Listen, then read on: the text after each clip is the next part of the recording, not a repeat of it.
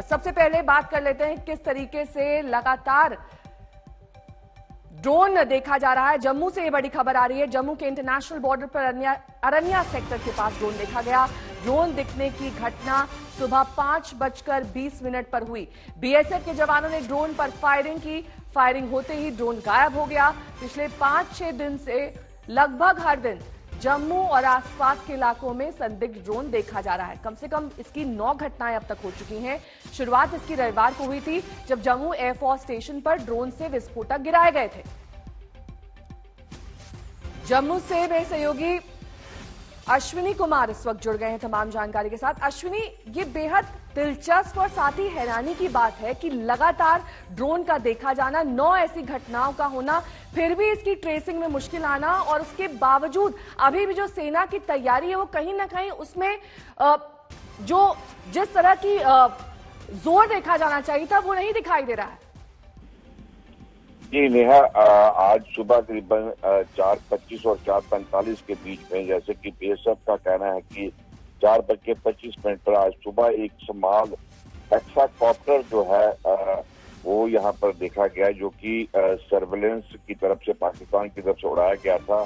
ये जो वहां से खबर आ रही है, जो लोकल कांटेक्ट बता रहे हैं कि पाकिस्तान ने जुम्मत पोस्ट है जो कि 4 चिराग रेंजर्स की तरफ से वहां से आया था, और ये इंटरनेशनल बॉर्डर जो है अरनिया सेक्टर का है, वहां पर जो है इसकी मूवमेंट देखी गई। और जैसे ही सुबह सुबह बीएसएफ के जवानों ने उसकी जोबोवाल पोस्ट के पास मूवमेंट देखी, और इमीडिएटली जो है बीएसएफ के अलर्ट जवानों ने उस जो स्मॉल हेक्साकॉप्टर है जो कि ड्रोन टाइप का होता है, उसके ऊपर 5-6 राउंड लगाए, जिसकी वजह से जो है वो ड्रोन टाइप का जो ये है स्मॉल वो एकदम जो है बॉर्डर क्रॉस करके वापस पाकिस्तान की तरफ से चला गया।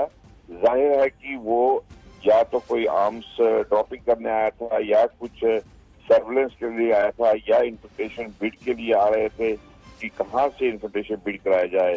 तो एक बड़ा मामला है कि ये बिल्कुल इंटरनेशनल बॉर्डर के ऊपर है, और जोबोवाल पोस्ट जो हमारी है, और पाकिस्तान की तरफ से जुम्मत पोस्ट है जो कि 4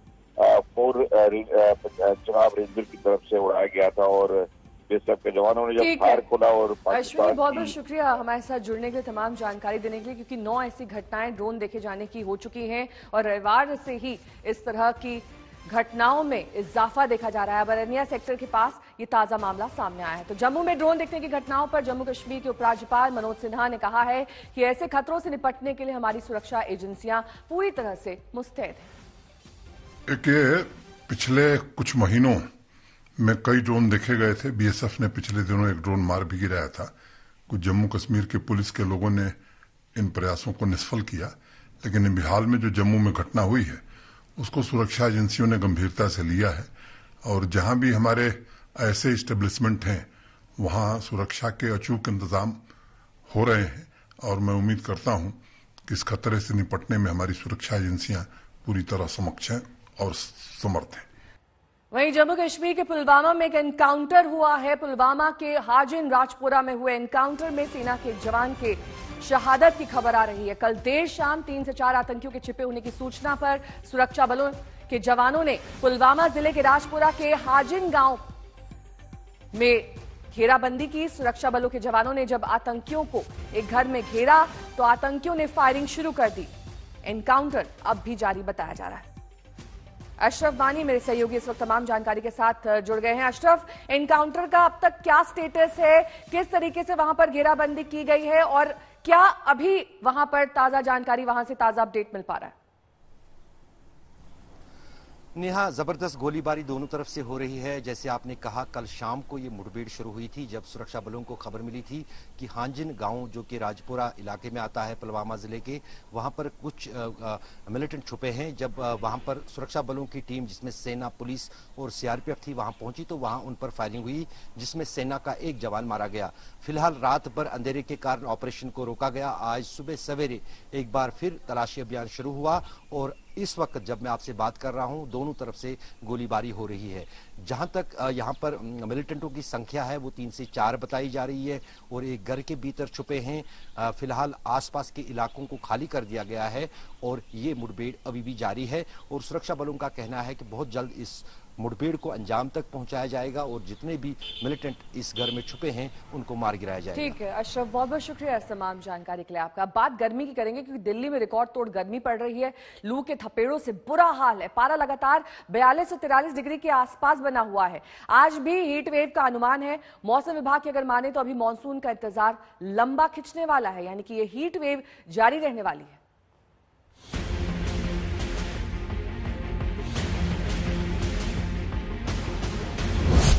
मॉनसून के मौसम में आसमान से बारिश की जगह बरस रहे हैं शोले।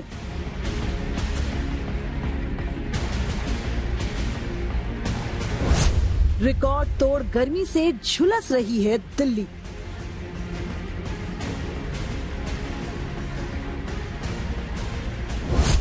गर्मी ने दिल्ली में तोड़ा 9 साल का रिकॉर्ड।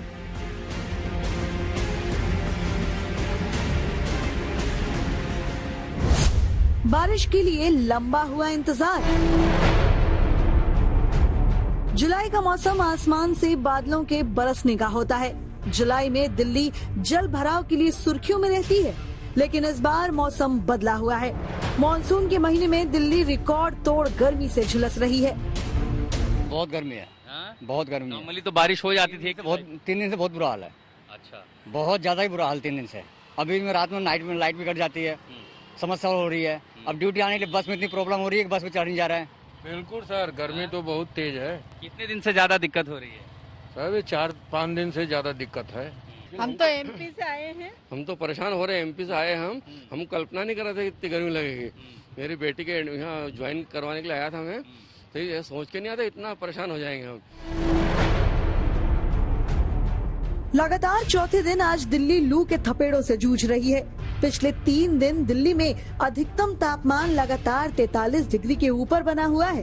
कल दिल्ली में अधिकतम तापमान 43.1 डिग्री सेल्सियस दर्ज हुआ। मौसम विभाग के मुताबिक 2012 के बाद जुलाई का ये अधिकतम तापमान है। 2 जुलाई 2012 को दिल्ली में अधिकतम तापमान 43.5 डिग्री सेल्सियस रिकॉर्ड हुआ था। दिल्ली के मुंगेशपुर में अधिकतम तापमान 45.2 डिग्री सेल्सियस दर्ज हुआ, जो सामान्य से 8 डिग्री ज्यादा है। राजधानी में कल न्यूनतम तापमान 31.7 डिग्री सेल्सियस रिकॉर्ड किया गया। राजधानी दिल्ली इन दिनों चिलचिलाती गर्मी से जूझ रही है। दिल्ली में तापमान लगातार बढ़ता जा रहा है और उसके साथ साथ गर्म हवाओं ने लोगों का जीना भी दूभर कर दिया है। इस वक्त हम मौजूद है कनॉट प्लेस में। तस्वीरें आपको सुबह के वक्त की दिखाएंगे, जहां अमूमन सुबह के वक्त काफ़ी भीड़ जो है वो मॉर्निंग वॉक पर नजर आती है, लेकिन वीकेंड होने के साथ साथ गर्मी का पारा जिस तरीके से बढ़ रहा है, लोग भी सुबह मॉर्निंग वॉक से बचते हुए नजर आ रहे हैं। चिंता की बात ये है कि इससे फिलहाल 7 जुलाई तक राहत के कोई आसार नहीं है। अभी भी जो वीक मानसून स्टेटस जारी है, mainly north west India, central India, वहाँ कंटिन्यू करेगा। Next up to 7 days, up to 7th of July ऐसे ही वीक मानसून कंडीशन जारी रहेगा, यानी रेनफॉल डेफिशिएंट रहेगा most parts of north west India, central India, west India और interior peninsular region also. 7 जुलाई तक तो मानसून के किसी भी हिस्से में, अगर नॉर्थ ईस्ट को छोड़ दें, तो एक्टिव होने की संभावना नहीं है। अगर 7 जुलाई के बाद एक्टिव भी होता है तो पहले पूर्वी राज्यों को कवर करेगा, फिर मध्य भारत और फिर नॉर्थ वेस्ट यानी दिल्ली और उसके आगे बढ़ने की गुंजाइश है। तो अभी आप उम्मीद कर सकते हैं कि कम से कम मानसून दिल्ली में 10-12 दिन तक तो दस्तक नहीं देने वाला है। अगर जुलाई में दिल्ली के अधिकतम तापमान की बात करें तो पिछले साल जुलाई में अधिकतम तापमान 41.6 डिग्री सेल्सियस था। 2019 में 42.2 डिग्री सेल्सियस, 2018 में 40.1 डिग्री सेल्सियस, 2017 में 38.5 डिग्री सेल्सियस और 2016 में 39.8 डिग्री सेल्सियस दर्ज किया गया। मौसम वैज्ञानिकों की माने तो पाकिस्तान से आ रही गर्म हवाओं की वजह से दिल्ली और उत्तर भारत के इलाके तप रहे हैं। ये सारी विंड्स ऐसे आपकी पाकिस्तान तरफ से आ रही है।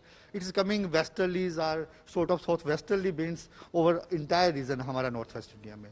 अभी क्या है, पाकिस्तान में भी जो टेम्परेचर है that is up to 45 degree तक पहुंचे हुए हैं, और वहां से जो हवाएं आ रही है उसके कारण जो सारा आपका रीजन है, जो राजस्थान का रीजन हो गया, पंजाब, हरियाणा, इवन आपका ये north west MP and including Uttar Pradesh, जहां पे जो टेम्परेचर्स हैं 40 डिग्री से ज्यादा हैं।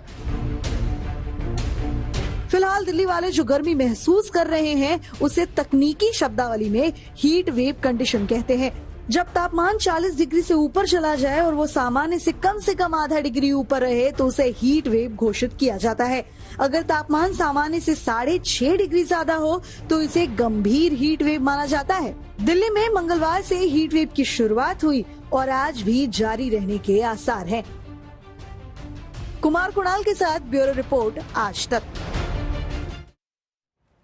वहीं दिल्ली के साथ साथ उत्तर भारत के तमाम इलाके भयंकर गर्मी की चपेट में हैं। चंडीगढ़ का हाल बता रहे हैं आज तक संवाददाता सतेन चौहान। उत्तर भारत के हरियाणा, पंजाब, चंडीगढ़ में लोग गर्मी से तो बेहाल थे ही, लेकिन अब गर्मी से ज्यादा गर्मी की वजह से होने वाली परेशानियों से लोग बेहाल हो रहे हैं। कोरोना का लॉकडाउन खुलते ही जैसे इंडस्ट्रीज खुली तो बिजली की मांग एकाएक बढ़ गई। धान की बिजाई का सीजन आया तो बिजली की मांग एकाएक बढ़ गई। गर्मी एकदम बेहताशा बढ़ी तो लोगों ने एक साथ एसी, कूलर, पंखे चलाने शुरू कर दिए। अगर पंजाब की बात करें तो ये रास्ता हिमाचल के मनाली, लुधियाना, अमृतसर, रोपड़ को जाता है और इस रास्ते पर कल तक सन्नाटा होता था, लेकिन जैसे जैसे गर्मी बढ़ती जा रही है, तापमान बढ़ता जा रहा है, हिमाचल के बॉर्डर खुले हैं तो लोग लगातार हिमाचल की तरफ बढ़ रहे हैं गर्मी से निजात पाने के लिए। लेकिन आलम वहां पर भी बहुत ज्यादा अच्छा नहीं है। पूरे हिमाचल में जगह जगह पर ट्रैफिक जाम हो रहा है, होटलों में डिमांड बढ़ गई है, किराए बढ़ गए हैं, लिहाजा किसी को भी कहीं पे चैन नहीं मिल रहा है। अगर पंजाब की बात करें तो पंजाब में सरकार ने लोगों से अपील की है कि एसी ना चलाएं। अब रुक करेंगे लखनऊ का, जहां पर मशहूर शायर मुनव्वर राणा के घर पर कल रात हुई पुलिस तलाशी और मुनव्वर राणा का यह आरोप है कि पुलिस बगैर सर्च वारंट के उनके घर में घुस गई। मुनव्वर राणा ने इसे पुलिस की सफेद गुंडागर्दी करार दिया है। रात में आप हमारे घर के अंदर आएंगे, आप लिखित में कुछ दिखा दीजिए। अरेस्ट वारंट होता है या सर्च वारंट, कुछ आप दिखाइए।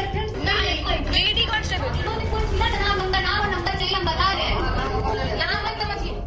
आधी रात के इस हाई वोल्टेज ड्रामे का वीडियो यूपी की राजधानी लखनऊ में मशहूर और विवादित शायर मुनव्वर राणा के घर का है।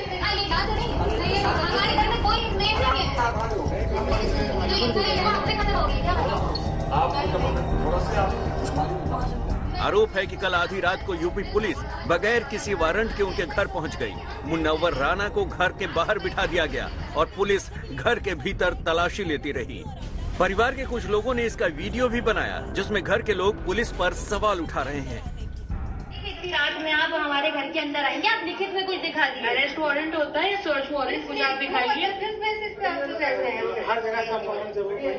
तो सर आप हमें कुछ तो दिखाएंगे कि आप रात में हमारे घर आ रहे हैं? इतनी कुछ भी नहीं दिखाएंगे।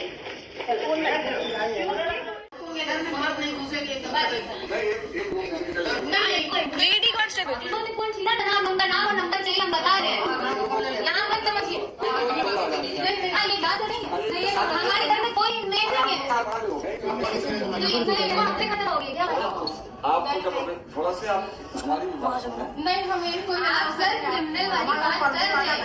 आप ऐसा शो कर रहे हैं कि हम क्रिमिनल हैं। कोई क्रिमिनल आप इनको कोई देखिए ऐसे कर रहे हैं। वारंट होता है या सर्च वारंट, कुछ आप दिखाइए। मुनव्वर राणा की बेटी फौजिया के मुताबिक पुलिस उनकी 16 साल की बेटी का मोबाइल फोन अपने साथ ले गई। फौजिया ने एक वीडियो जारी कर रात की पूरी घटना बताई है। हम लोगों को बहुत परेशान किया जा रहा है, मेरे बीमार पापा को परेशान किया जा रहा है। ये प्रशासन बदला ले रही है मेरे पापा से और हम लोगों को इस तरह से परेशान किया। मेरी माँ बहुत पर्दे नशीन खातून है, इस तरह से पूरी फोर्स मेरे घर में घुस गई, बेडरूम तक चली गई। उधर मुनव्वर राणा ने भी पुलिस पर गुंडाई का आरोप लगाया है। जंगल में लाश पड़ी मिलेगी बिकरू कांड की तरह, इसमें इतना हंगामा करने की क्या जरूरत है? आपके पास कोई वारंट है, कुछ है, कागज है, कुछ वो कहने नहीं कुछ नहीं, आपसे मतलब नहीं, आप हटिए। मैंने कहा मैं कैसे हट जाऊंगा भाई, वो मेरी औलाद है, आप बताइए उसका कोई क्राइम है, कोई आप नोटिस लाए हैं, कुछ नहीं, पूरी सफेद गुंडागर्दी पूरे घर में, इधर उधर पूरा रास्ते रोक दिए, ना मीडिया को आने दिया, ना वकीलों को आने दिया, सरासर गुंडागर्दी है साहब। ये तो मुनव्वर राना इस बिकरू कांड। पूरा मामला मुनव्वर राना के बेटे तबरेज से जुड़ा बताया जाता है। 28 जून को रायबरेली में तबरेज पर फायरिंग हुई थी। बताया जाता है कि सेल्फ डिफेंस में तबरेज ने भी गोली चलाई थी। मुनव्वर राणा मूल रूप से रायबरेली के ही रहने वाले हैं। फिलहाल पुलिस की तरफ से कोई आधिकारिक बयान नहीं मिल पाया है। सत्यम मिश्रा, लखनऊ, आज तक। और इसी मामले से जुड़ी हुई इस वक्त की बड़ी खबर आ रही है। रायबरेली में मुनव्वर राणा के बेटे पर हुई कथित फायरिंग मामले में रायबरेली पुलिस ने बड़ा खुलासा करने जा रही है। थोड़ी देर बाद रायबरेली पुलिस एक प्रेस कॉन्फ्रेंस करेगी। आज तक को पुलिस सूत्रों के हवाले से जानकारी मिली कि मुनव्वर राणा के बेटे ने अपने चाचा और चचेरे भाइयों को फंसाने के लिए खुद पर गोली चलवाई थी। सूत्रों के मुताबिक सीसीटीवी में पूरा वाकया कैद हुआ है। सीसीटीवी में दिखे सभी शूटर्स को पुलिस ने गिरफ्तार किया है। पूरे मामले का खुलासा पुलिस अब से कुछ ही देर बाद प्रेस कॉन्फ्रेंस के जरिए करेगी। इस पूरे मामले के पीछे संपत्ति विवाद बताया जा रहा है। संतोष शर्मा मेरे सहयोगी इस वक्त लखनऊ से जुड़ गए हैं। संतोष, क्या डिटेल्स मिल रही हैं? सीसीटीवी फुटेज से क्या अहम सुराग मिले हैं, क्या जानकारी मिली है जिसकी कड़ियां जोड़कर अब पुलिस प्रेस कॉन्फ्रेंस में खुलासे करेगी? देखिए, इस पूरे मामले में रायबरेली पुलिस ने जो इन्वेस्टिगेशन किया उसमें एक अहम कड़ी के तौर पर सीसीटीवी फुटेज मिला, जिसमें साफ तौर पर देखा गया कि बाइक सवार 2 लोग आते हैं और फायरिंग करते हैं। रायबरेली पुलिस ने इन सभी आरोपियों को गिरफ्तार कर लिया। पूछताछ की गई तो पता चला ये पूरी तरीके से एक साजिश थी और जो तबरेज राणा है, मुनव्वर राणा के बेटे, उनके द्वारा ये साजिश रची गई थी अपने ही चचेरे भाइयों को फंसाने के लिए। राफे राणा, जिनसे इनका संपत्ति विवाद है, चचेरे भाइयों से उनके द्वारा फंसाने के लिए ही ये पूरी साजिश रची गई थी, खुद पर हमला कराने की। इस पूरे मामले में रायबरेली पुलिस थोड़ी देर में प्रेस कॉन्फ्रेंस करेगी। कुछ सीसीटीवी फुटेज मिले हैं। ये साफ हो चला है कि जो रायबरेली में शायर मुनव्वर राणा के बेटे तबरेज राणा पर जो फायरिंग की घटना हुई थी वो एक फैब्रिकेटेड थी, वो फर्जी थी, वो खुद उनके द्वारा प्लान कराई गई थी ताकि उनके जो चचेरे भाई हैं उनको फंसाया जा सके। बहुत बहुत शुक्रिया इस तमाम जानकारी के लिए आपका। कैप्टन अमरिंदर सिंह कांग्रेस के सीनियर लीडर हैं। पार्टी के हित और अहित को बखूबी समझते हैं। सिद्धू के साथ उनके विवाद के पीछे सिर्फ एक मुद्दा है। कैप्टन बस यही चाहते हैं कि सिद्धू उनके अंडर में काम करें, उनके साथ मिलकर काम करें। लेकिन कुछ मुद्दों पर कैप्टन के साथ सिद्धू के मतभेद थे। वही मतभेद को दूर करने का रास्ता कांग्रेस के हाईकमान ने निकाल लिया।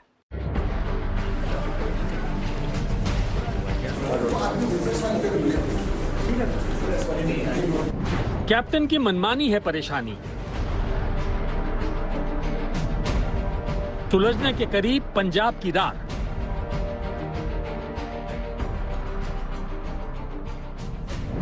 कैप्टन भी मान गए, सिद्धू भी।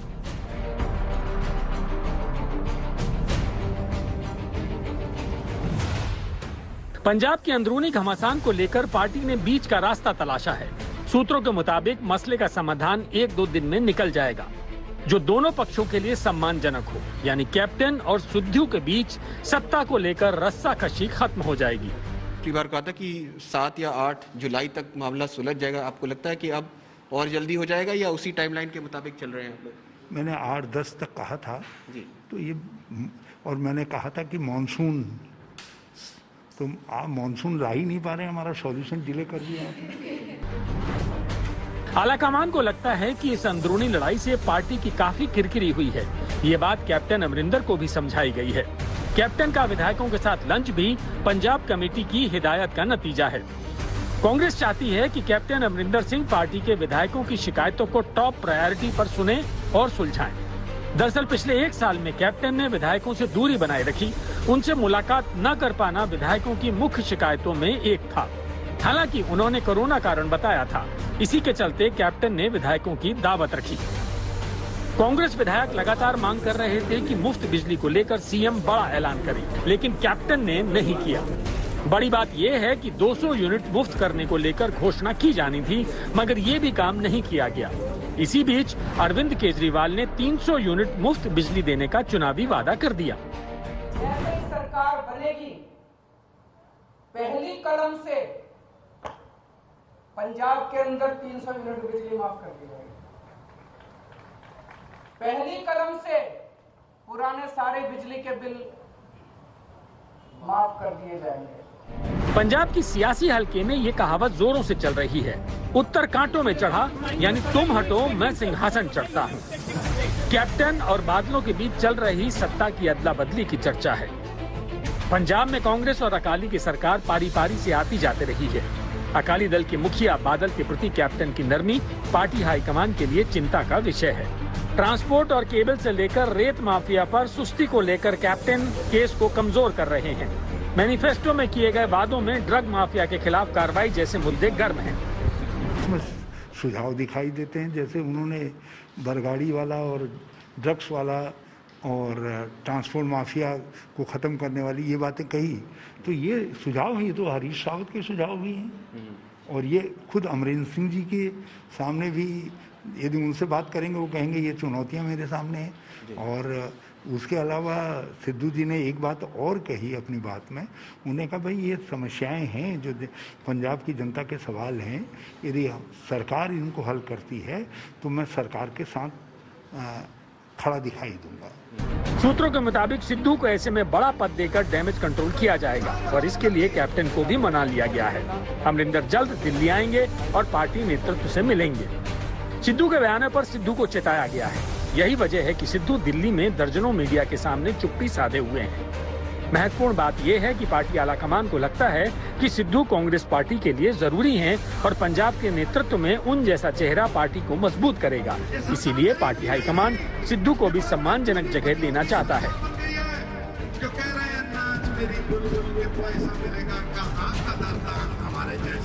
आनंद पटेल के साथ मौसमी सिंह, दिल्ली, आज तक।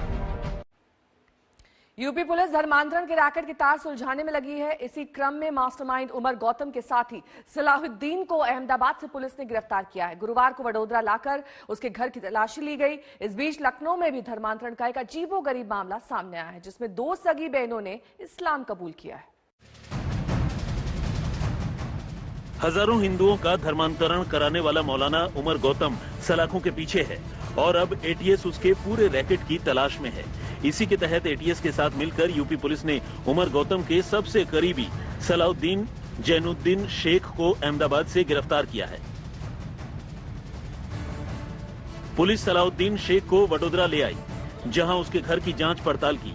सलाउद्दीन उमर गौतम को धर्मांतरण के लिए हवाला के जरिए मोटी रकम भेजता था।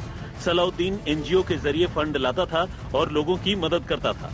पड़ोसियों तक को उसकी भनक नहीं थी। लोग हिंदू है और आसपास में सारे, और वो लोग मुस्लिम को ही देते हैं, बट हम लोग हिंदू होते हुए भी उन्होंने हमको घर दिया और उसके बाद ऐसा हम पे कोई प्रेशर नहीं आया कि आप यहाँ पे रह रहे हो या ऐसे जो बोल रहे हैं, तो मुझे नहीं लगता कि ऐसा कुछ हो सकता है। यूपी में धर्म परिवर्तन किस कदर हो रहा है, इसकी जीती जागती मिसाल है ये परिवार। इस रोती बिलखती माँ की 2 बेटियों का धर्मांतरण हो गया है। दोनों ने इस्लाम कबूल कर लिया है। दोनों बहनें अब पूरे परिवार का धर्म परिवर्तन करवाने में लगी हैं। पूजा करोगे अल्लाह का, जाओगे सब मर जाओगे, ये पूजा वूजा नहीं करो। अच्छा, हम लोगों से कहती हैं। दोनों लड़कियां घर में मूर्ति पूजा का विरोध करती हैं।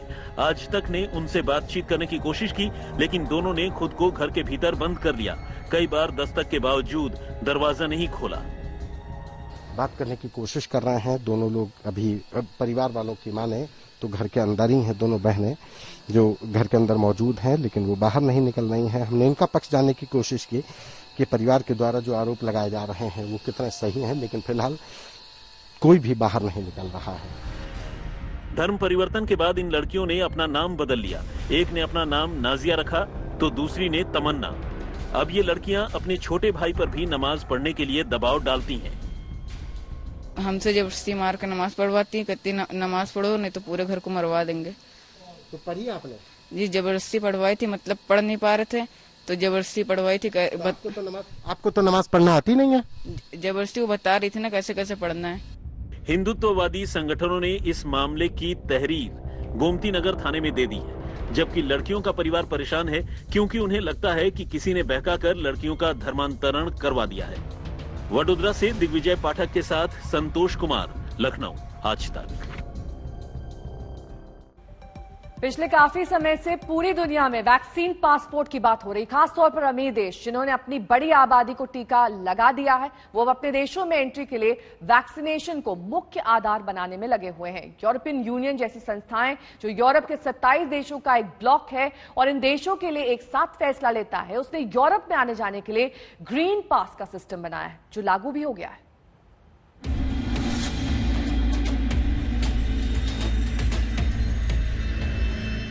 एक ही वैक्सीन, एक ही फॉर्मूला, एक जैसी क्वालिटी, एक जैसा काम, लेकिन बस नाम अलग है, ब्रांड अलग है।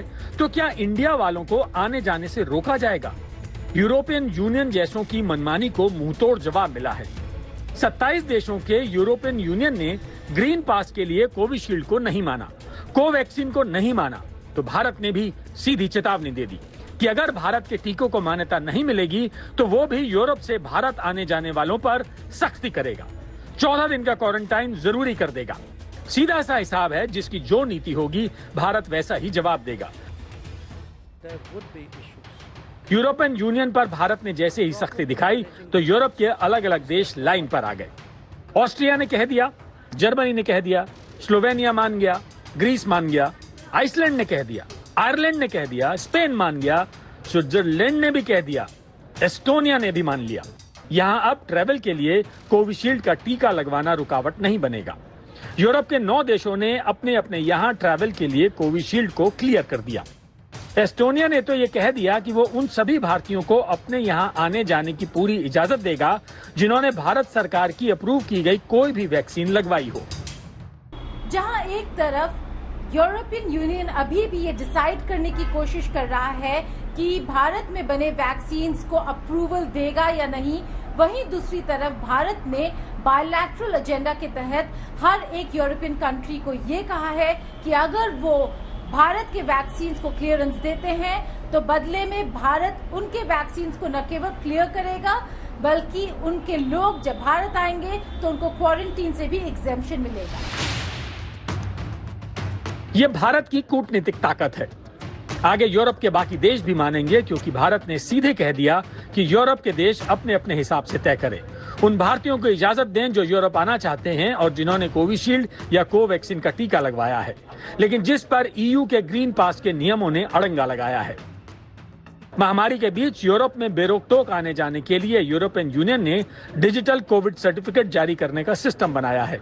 इस सर्टिफिकेट को ही ग्रीन पास कहते हैं।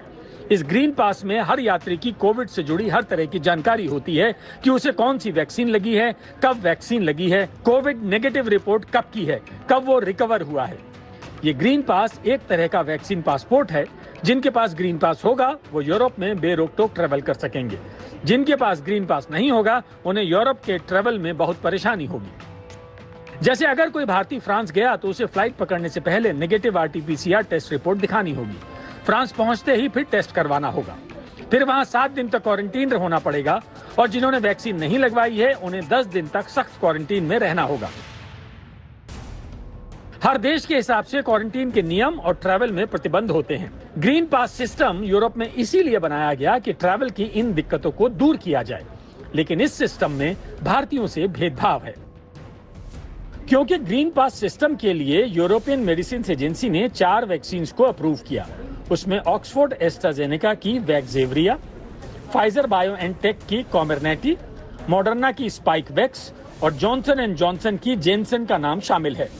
इस लिस्ट में उन 3 वैक्सीन का नाम नहीं है जो भारत में इस्तेमाल की जा रही हैं, फिर चाहे वो कोविशील्ड हो, कोवैक्सीन हो या स्पुतनिक वी हो। इसी का भारत ने विरोध किया कि इस तरह का भेदभाव क्यों, क्योंकि जिन्होंने कोविशील्ड या कोवैक्सीन लगवाई है वो तो ग्रीन पास सिस्टम के तहत यूरोप में ट्रैवल ही नहीं कर पाएंगे।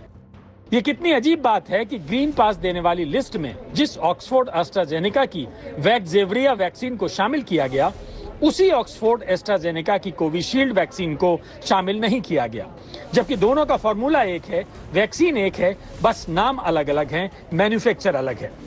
ये तो सीधे सीधे नाइंसाफी है और इसका विरोध होना ही चाहिए। भारत ने यही किया और बिल्कुल सही किया। आज तक ब्यूरो।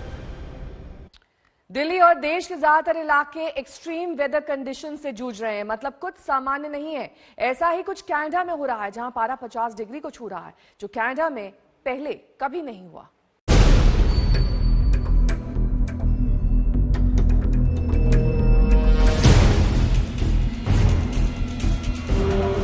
ये कनाडा की तस्वीर है, जिसमें एक पत्थर पर पानी डाला जाता है और वो देखते ही देखते सूख जाता है।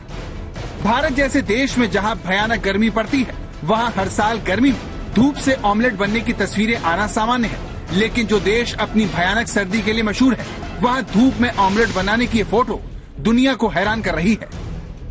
कनाडा में गर्मी से सिर्फ पानी नहीं सूख रहा, बल्कि सड़क भी पिघल रही है। ये देखिए, कनाडा में पारा 50 डिग्री को छू रहा है। कनाडा के ब्रिटिश कोलंबिया राज्य के लिटन में मंगलवार को तापमान 49.6 डिग्री सेल्सियस दर्ज किया गया। रविवार के पहले तक कनाडा में तापमान ने कभी 45 डिग्री सेल्सियस का आंकड़ा पार नहीं किया था।